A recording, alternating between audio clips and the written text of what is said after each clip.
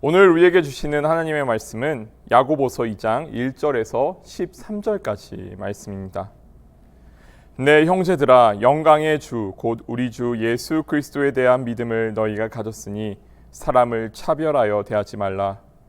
만일 너희 회당에 금 가락지를 끼고 아름다운 옷을 입은 사람이 들어오고 또 남루한 옷을 입은 가난한 사람이 들어올 때에 너희가 아름다운 옷을 입은 자를 눈여겨보고 말하되 여기 좋은 자리에 앉으소서 하고 또 가난한 자에게 말하되 너는 거기 서 있던지 내 발등상 아래에 앉으라 하면 너희끼리 서로 차별하며 악한 생각으로 판단하는 자가 되는 것이 아니냐.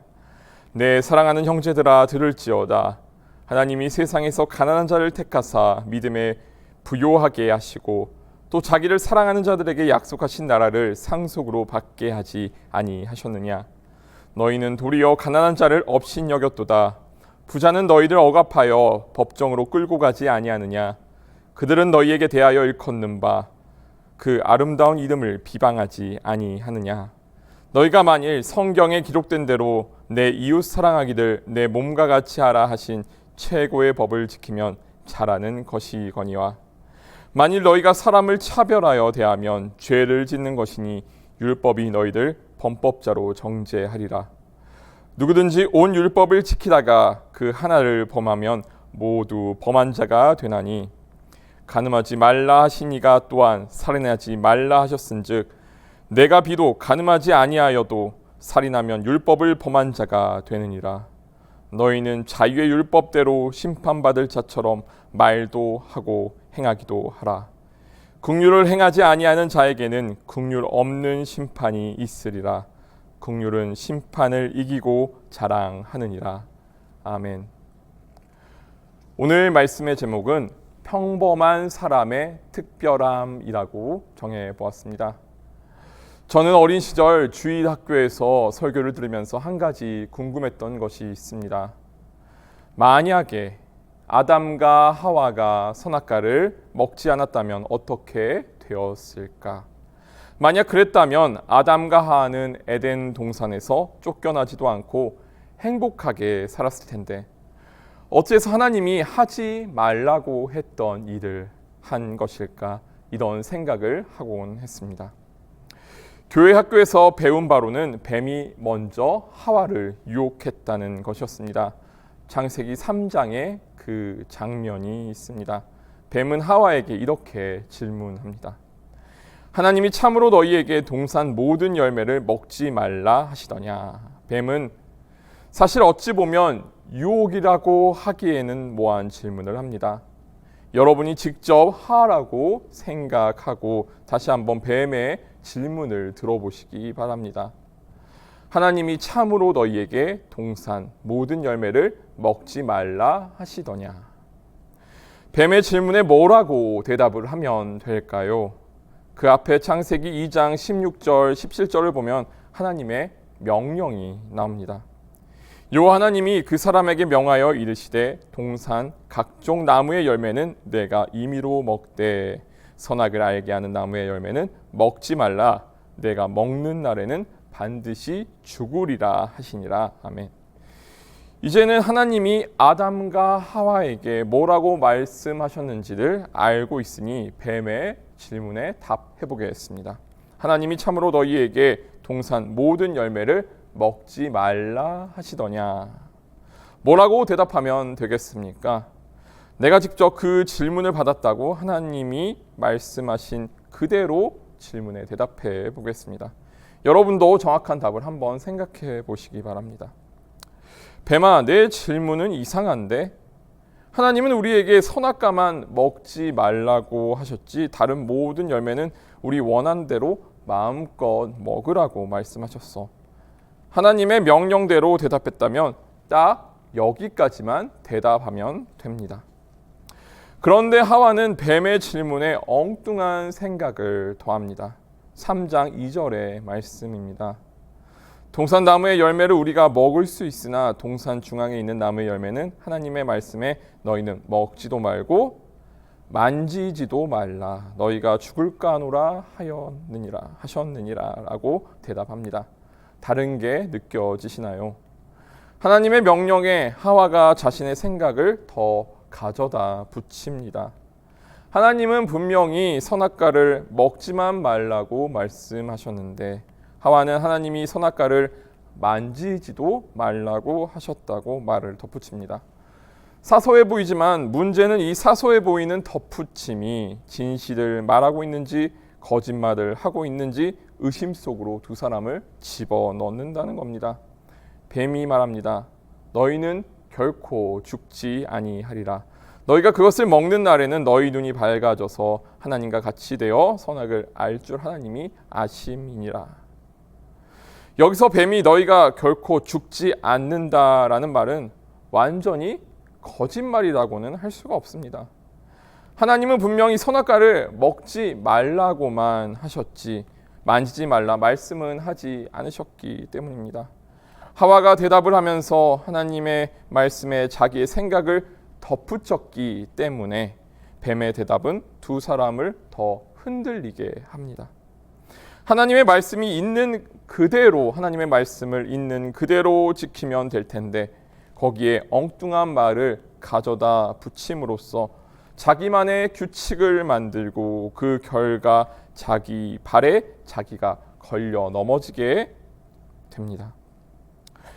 뱀은 아담과 하와를 대놓고 유혹하지 않습니다. 질문했습니다. 그 질문 자체로 유혹에 넘어갈 만한 어떤 필연과 운명적 조건은 사실 존재하지 않습니다. 그런데 아담과 하와는 그 질문에 자기 생각을 덧붙임으로써 하나님의 고유한 권리에 욕심을 내고 자기 발에 걸려 넘어져 선악과를 탐합니다. 그 다음은 우리가 아는 대로 아담과 하와는 선악과를 먹고 에덴 동산에서 쫓겨납니다. 무엇이 아담과 하와를 에덴 동산에서 쫓겨나게 만든 것인가요? 초대교회 교부 어거스틴은 창세기 3장을 보며 악이 세계로 침입하게 된 것은 인간의 자유의지에 따른 타락 때문이라고 이 죄에 대한 처벌을 보았습니다. 그런데 뱀의 이상한 질문에 첫 번째 인간이 타락했지만 하나님은 그 상태를 그냥 내버려 두시지 않았습니다. 이 땅에 예수 그리스도를 보내셔서 창세에 있었던 뱀과 인간 사이의 일을 정리하시기로 약속하셨고 그 약속을 이루셨습니다. 예언대로 여자의 자손으로 예수님은 이 땅에 오셨고 사탄은 이 땅에 오신 예수님을 죽이면 자신이 승리할 것으로 예상했지만 사탄의 공격은 창세기 3장 15절에 예언된 대로 예수님의 발꿈치만을 상하게 했고 여자의 후손인 예수님은 뱀의 머리를 상하게 하셨습니다. 예수님은 발꿈치만 상했고 뱀은 머리가 상했습니다. 발꿈치가 상했다는 의미는 무엇입니까? 발꿈치는 상해도 생명에 지장은 없습니다. 회복됩니다. 하지만 머리는 한번 상하면 어떻습니까? 머리는 복구가 되지 않습니다.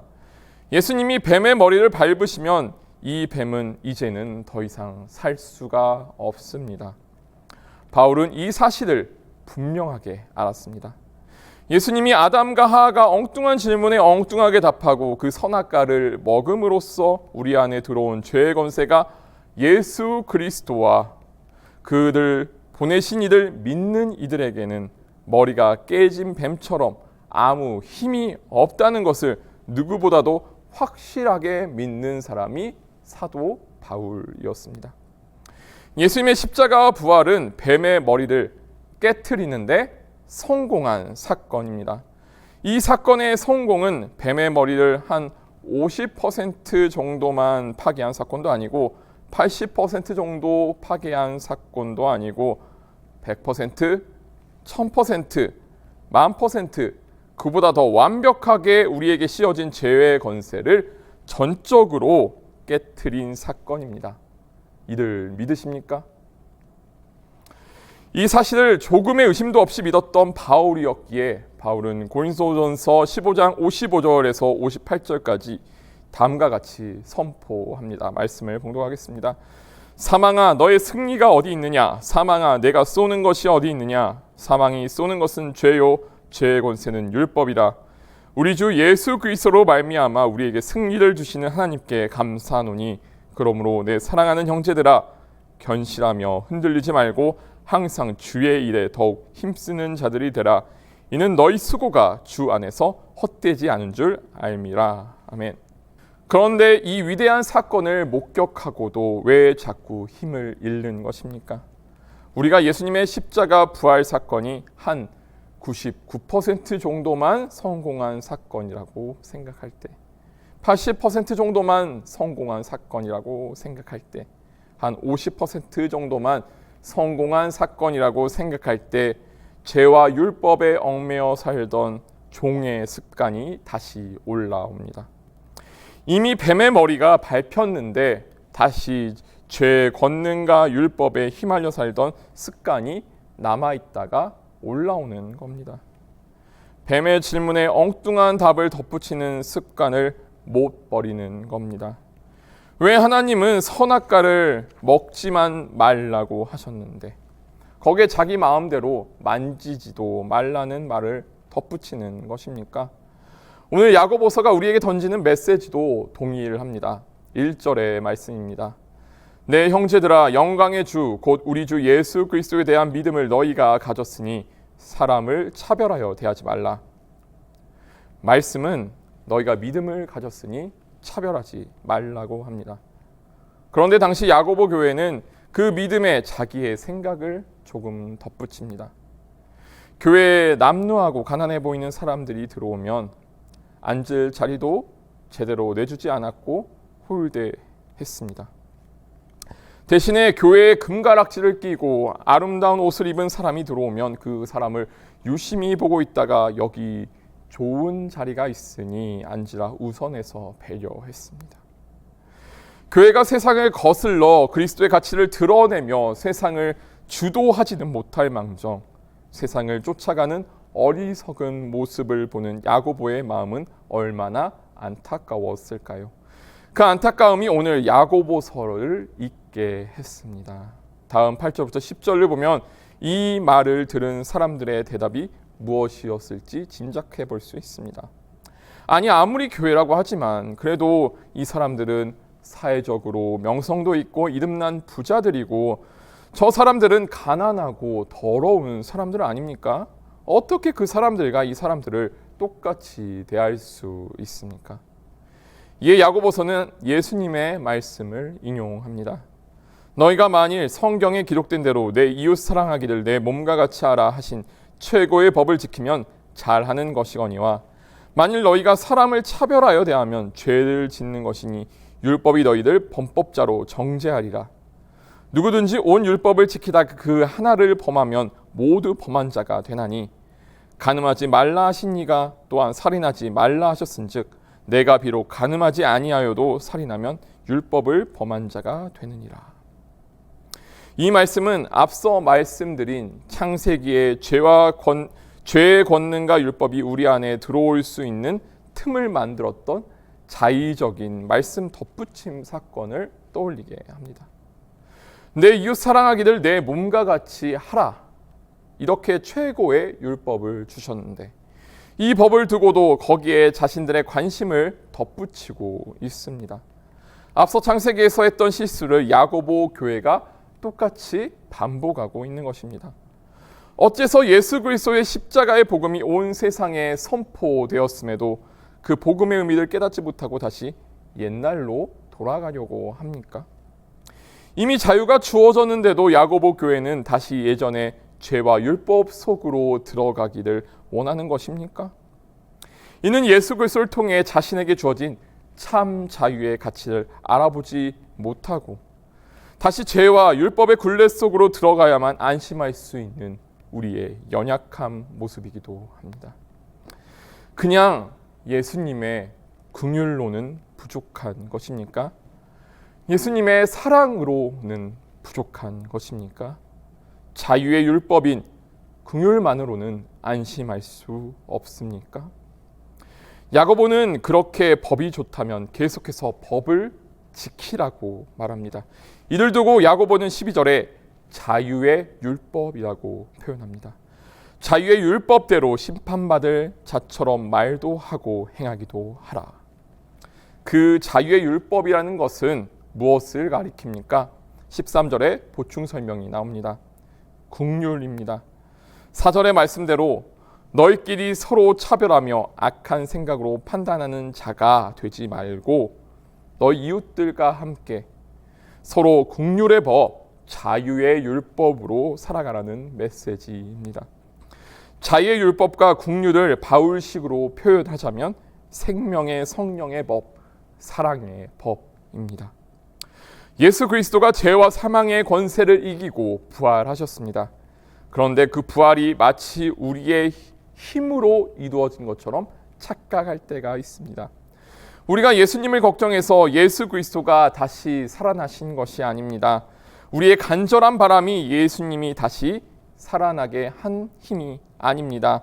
이 모든 것은 하나님의 계획과 전적인 하나님의 주권 아래 발생한 사건입니다.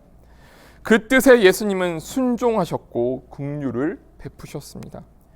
예수님이 돌아가셨을 당시 단 한 명도 예수님을 다시 살아나게 해달라고 하나님께 기도한 제자는 없었습니다. 예수님은 제자들에게 기도하며 깨어 있으라 말씀하셨지만 전부 자기 목숨을 지키려고 제자들은 도망치느라 바빴습니다. 그렇게 예수님의 부활은 더더욱 우리의 기도나 바람으로 이루어진 것이 아닙니다. 그러면 하나님은 어째서 예수님을 부활시키셨을까요? 하나님은 예수님을 부활시킴으로써 예수님이 죄가 없으신 분이라는 것을 우리에게 분명하게 알려주십니다. 인류가 엉뚱한 사람을 죽였다는 겁니다. 인류가 죽인 그 사람이 죽어야 마땅하고 극악무도한 짓을 한 사람이 아니라 죄가 없는 하나님의 아들이었다는 겁니다. 그런데 하나님의 아들을 죽였다는 것은 사실 죄로만 따지면 아담과 하와가 선악과를 먹은 것보다 더 심각한 잘못 아닙니까? 선악과를 먹은 것은 그냥 하나님의 말씀을 어긴 것인데 하나님의 아들 예수를 죽인 것은 정말로 큰일 아닙니까? 대놓고 하나님 앞에서 죄를 저지른 것 아닙니까? 하나님이 예수님을 부활시켜 주시지 않았다면 인류는 다시는 죄악의 길에서 빠져나올 방법뿐만 아니라 하나님의 아들을 죽였다는 돌이킬 수 없는 더 큰 죄를 지은 자들로 남아 있었을 것입니다. 이 모든 일이 무엇을 의미하나요? 바로 인류가 규정하는 죄에 대한 접근이 완전히 틀렸다는 것을 의미합니다. 하나님은 에덴 동산의 나무의 열매들 모두 먹어도 좋다고 말씀하셨습니다. 그런데 왜 마음대로 누리고 먹으라는 열매에는 관심이 없고 먹지 말라는 선악을 판단하는 열매에만 그토록 집착하는 것입니까? 더 정확하게 죄가 무엇인지 더 정확하게 찾아보아야 할 차례인가요? 아니요. 야고보서는 긍휼을 행하지 않는 사람은 하나님 앞에 서서 간음하지 아니했다고 해도 살인하지 않았다고 해도 아주 작은 죄 하나만 범해도 중대한 죄를 저지른 사람으로 취급할 때니 이제 먹지 말라고 하는 한 가지 열매에 대한 집착을 끊고 마음껏 먹고 누리라고 하나님이 허락하신 99개의 열매를 누리며 살아가라고 합니다. 그 말이 13절의 결론입니다. 긍휼을 행하지 아니하는 자에게는 긍휼 없는 심판이 있으리라. 긍휼은 심판을 이기고 자랑하느니라. 잠깐 반려동물에 대한 이야기를 해보겠습니다. 어째서 현대인들은 이토록 반려동물에 대해 집착을 하고 애착을 갖는 것입니까? 심지어 그 인식이 달라져서 최근에는 애완동물이라는 말을 사용하지도 않습니다. 대신 반려견, 반려묘라는 표현들을 사용합니다. 왜 현대인들은 이토록 동물에 강한 애착과 정성을 쏟는 것입니까? 그 이유는 사람 간의 관계에서는 더 이상 기대할 수 없는 사랑과 관심을 동물을 통해 얻을 수 있기 때문입니다. 동물은 자기 주인이 누구든지 간에 이유 없는 사랑과 관심을 보입니다. 사람들이 그토록 사랑하는 개나 고양이는 주인이 살인을 행한 사람인지 간음을 행한 사람인지 상관하지 않고 자기 주인을 따르고 좋아합니다. 주인이 깔끔한 옷을 입은 사람인지 더러운 옷을 입고 있는 사람인지 구별하지 않고 있는 그대로의 모습을 사랑합니다. 물론 밥과 간식을 주니 주인을 좋아하는 거라고 볼 수도 있지만 반대로 밥이나 간식을 주인이 제때제때 주지 않는다고 해서 주인을 미워하거나 원망하지 않습니다. 반려동물은 자기 주인이 돈이 많은 사람인지 가난한 사람인지 구분하지 않고 자기 주인이라는 그 이유 하나만으로 주인을 사랑합니다. 하나님도 예수님의 죽음과 부활을 통해서 분명히 우리에게 알려주셨습니다. 너희가 십자가에 못 박아 죽인 그 사람은 죄가 하나도 없었다. 그 일을 벌써 잊어버렸냐고. 하나님은 예수 그리스도의 부활을 통해 그분의 결백함과 동시에 우리를 향한 무조건적인 사랑을 보여주셨습니다. 종종 내가 하나님을 지키고 내가 예수님을 지킨다고 착각하는 경우들을 봅니다. 하지만 사실은 그렇지 않습니다. 여전히 하나님이 우리를 지키시고 예수님이 우리를 지켜주십니다. 내가 하나님을 지킨다고 여기는 마음에는 칭찬받고 싶은 욕구가 있습니다. 하나님께서 나를 보며 나를 지켜주는 내가 역시 최고구나. 넌 역시 달라. 마지는 역시 다르구나. 이 말은 육체의 부모가 자기의 자식에게 하는 말이지 하나님이 자기 자녀들에게 하시는 말씀은 아닙니다. 정말로 예수 그리스도의 복음을 지키고 하나님께 순종하며 산다고 자부하는 사람들은 칭찬을 듣기 위해 애쓰기보다 나의 형제 자매들을 위한 삶을 삽니다. 예수님이 이 땅에 오신 이후로 하나님은 더더욱 역시 내가 최고야. 넌 역시 달라. 마지는 역시 다르구나. 이런 칭찬은 하지 않으십니다. 그런 말씀이 없다고 해서 하나님이 모르시는 건가요? 아니요. 예수님은 그 사람은 이미 자기 상을 받았다고 말씀하셨습니다. 이스라엘의 역사를 보면 왜 하나님이 어째서 자기 자녀들에게 더 많은 특권을 주시지 않는지 알 수 있습니다. 하나님은 이스라엘을 선택하시어 특권을 누리는 맞이라면 그 특권에 더 큰 책임감을 느끼고 살기를 바라셨습니다. 그런데 마지가 나서서 자기 형제 자매들을 돌보고 인류를 하나님께 인도할 줄 알았는데 자기에게 주어진 특권으로 내 밥그릇 챙기기에만 급급했습니다. 마치 자기들이 잘해서 하나님에게 선택받고 하나님에게 좋은 대접을 받고 있다고 다른 사람들을 무시하고 하나님의 사랑을 전하기는커녕 완전히 나만을 위한 하나님을 만들어 버렸습니다. 그렇게 하나님을 나만 볼 수 있도록 하나님을 보이지 않게 꽁꽁 싸매 놓았다가 결국은 예수님을 못 알아봅니다. 그것이 특권에 취해 사는 것을 경계해야 하는 이유입니다. 특권에 갇힌 이스라엘은 정작 바로 앞에 예수님이 나타나셨음에도 알아보지 못하고 또 다른 표적을 구했습니다. 예수님은 이를 두고 마태복음 12장 39절에서 악하고 음란한 세대가 표적을 구하나 선지자 요나의 표적밖에는 볼 표적이 없다고 호되게 질책을 하셨습니다. 하나님은 내가 악하다고 생각하는 사람에게도 비를 내려주시고 해를 비춰주십니다. 그걸 두고 배가 아프고 뭔가 하나님의 정의가 잘못되었다고 느낀다면 그건 하나님의 정의가 잘못된 것이 아니라 내가 하나님보다 앞서서 나만의 정의를 세우기 시작했다는 의미입니다. 하나님은 내가 악인이라고 생각하는 사람도 내가 선인이라고 생각하는 사람도 다른 사람의 성공을 보며 배 아파하는 사람도 모두 공평하게 사랑하십니다. 그런데 때로 그리스도인들은 선택받은 민족인 유대인이 되려고 합니다. 하나님을 사랑하기보다 하나님의 자녀로서 누리는 특권에 더 큰 관심을 보일 때가 종종 있습니다. 그 특권의식이 정작 성령이 인도하시는 일과 내 삶에는 충실하지도 않으면서 무조건 이 세상에서 앞서고 남보다 더 많은 것을 누리고 소유해야 한다는 욕심이 앞서는 가성비 신앙으로 변질됩니다.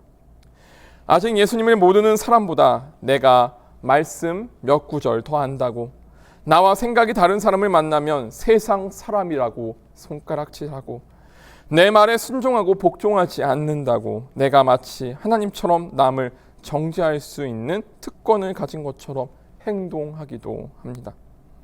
그럼 이번에는 성경에 나타난 바울의 삶을 보겠습니다.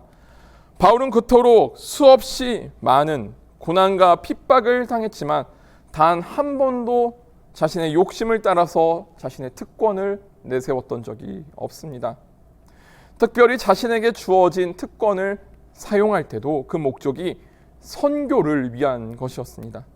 사도행전 25장에 베스도 총독 앞에 섰을 때 바울은 로마로 복음을 전하러 가기 위해서 자신의 로마 시민권을 이용합니다. 특권의 사용 방법에 이렇게 차이가 있습니다. 보통 사람이 생각하는 특권 의식과는 분명하게 다릅니다. 이것이야말로 평범한 그리스도인의 특별함이 아니고 무엇이겠습니까? 우리는 때로 하나님의 자녀라는 그 사실보다 하나님을 믿는 자녀로서 생기는 특권을 더 사랑할 때가 있습니다. 그 생각이 무례함으로 나타납니다. 마치 남들이 나에게 빛이라도 진 것처럼 행동하고 떼를 쓰게 만듭니다. 내가 어떤 사람인지 상대가 먼저 나를 알아주지 않으면 괴롭히고 화를 내며 공격성을 드러내기도 합니다. 내가 감히 나에게 내가 누군 줄 알고 이번 기회에 내가 한 수 가르쳐 준다, 이렇게 마음 먹고 화를 내기도 합니다. 이 모든 것의 전제에는 내가 더 다른 사람보다 더 낫고 우월하다는 자신의 비대해진 자아가 있습니다. 나보다 극단적으로 모자란 사람도 없고 극단적으로 잘난 사람도 많지 않습니다. 만약 극단적으로 모자라 보이는 사람이 보인다면 내 친 형제 자매처럼 여기고 더 적극적으로 도와야 하고, 잘난 사람을 만난다면 나의 고집을 내려놓고 겸손히 배우면 됩니다. 선악에 대한 판단은 또 어떻습니까? 하나님의 심판은 분명히 있습니다. 하지만 그 심판의 척도는 하나님께서 판단하는 것이지, 내가 하나님의 심판을 믿는다고 해서 내가 상대방을 마음대로 심판할 수 있다고 여기는 것은 하나님의 주권을 우습게 여기는 행동입니다. 이런 행동을 두고 요즘 표현으로는 선 넘는다라고 표현합니다. 최종 심판은 내가 하는 것이 아니라 하나님이 하심을 믿고 우리 그리스도인이 해야 할 일은 정죄가 아니라 오늘 말씀에도 나와 있듯이 자유의 법인 긍휼로 나아가는 것입니다. 하나님이 그만 관심 끄라는 선악과는 하나님께 맡기고 우리에게 마음껏 누리라고 하는 성령의 열매에 더 많은 관심의 폭을 확장하는 것이 말씀대로 사는 길이고, 아무리 하나님과 가까워져도 하나님이 넘지 말라는 선은 넘지 않고 하나님과의 선을 지키는 것이 관계를 지키는 것입니다. 그런데 어째서 많은 그리스도인들이 그 선을 자주 넘으려고 하는 것인가요? 내가 특별하다고 생각하기 때문입니다. 자아가 비대하지 않은 사람들은 하지 말라는 것은 하지 않고 하라는 것을 잘 따르며 순종합니다. 그런데 자꾸 예외를 만들고 특권을 사랑하는 사람들이 규칙을 무시하고 멋대로 폭력을 휘두릅니다. 나는 남들과 달리 특별해서 더 좋은 대접을 받을 만한 자격이 있다고 생각한다면 그 생각으로 인해서 자격지심과 공격성이 나타나고 엉뚱한 방식으로 그 특권을 사용하게 됩니다. 사랑의 그리스도교가 폭력의 그리스도교로 바뀌는 순간입니다. 그런 마음이 들 때마다 바울이 무엇을 위해 언제 자신의 특권을 사용했는지를 떠올려 보면 어떨까요? 어째서 하나님이 하나뿐인 아들을 십자가에서 바로 구하지 못하시고 우리를 위해 십자가에서 예수님이 죽도록 방치하다시피 내버려 두실 수밖에 없었던 것인지, 그리고 부활시키셨는지를 기도하며 묵상해 보았으면 합니다. 우리는 특별하지 않습니다. 저도 특별하지 않고 이 설교를 들으시는 여러분도 특별하지 않습니다. 특별함은 내가 나를 특별하게 여긴다고 생기는 것이 아니라 오히려 나의 평범함을 받아들일 때 우리를 더 빛나게 합니다. 오해하지 않아야 합니다. 하나님은 나를 사랑하고 나를 다른 누구와 비교하지 않는 분이십니다. 하나님은 나를 대체 불가능한 존재로서 나를 위한 미래의 구체적인 계획을 세우고 그 계획을 이뤄나가고 계시고, 또 소중한 당신의 자녀로서 우리를 아끼고 사랑하십니다. 그 사실은 분명합니다. 그 사랑이 없다면 하나뿐인 독생자 예수 그리스도를 이 땅에 보내시지 않으셨을 겁니다. 독생자까지도 아끼지 아니하시는 나를 향한 하나님의 사랑은 분명히 있습니다. 그렇다고 해서 누군가 하나님 앞에서 더 특별하지는 않습니다. 만일 내가 더 특별하다면 다른 모든 사람도 하나님에게는 그만큼 더 특별합니다. 평범하고 드러나 보이진 않지만 항상 우리와 함께 하시며 나를 인도하시며 자신의 특권까지도 내려놓으며 우리를 사랑하신 놀라운 주님의 사랑이 함께 하기를 소망합니다. 다 함께 기도드리시겠습니다. 하나님이 나에게 주신 사랑보다 하나님이 나에게 주신 특권을 통해서 더 하나님의 사랑을 느끼려 했습니다. 하나님이 나를 다른 사람보다 더 사랑하고 덜 사랑하는 증거를 찾기 위해 방황하며 예수 그리스도의 부활을 믿고서도 죄와 사망에 지난 습관을 버리지 못하고 하나님이 나를 더 사랑하신다는 증거를 찾아 헤매곤 했습니다. 주님, 이 모든 것을 하나님께 더 사랑받고 싶었던 저의 마음이었음을 주님께서는 아십니다. 우리를 긍휼히 여겨주셔서 이제는 생각과 관념으로 하나님을 알고 입으로만 하나님을 사랑한다고 말하는 것이 아니라 당신의 사랑을 있는 그대로 온전히 느끼며 살아가고 두 눈으로 하나님을 직접 대면하여 보기를 소망하며 이 모든 것 사랑이 많으신 예수님의 이름으로 기도합니다. 아멘.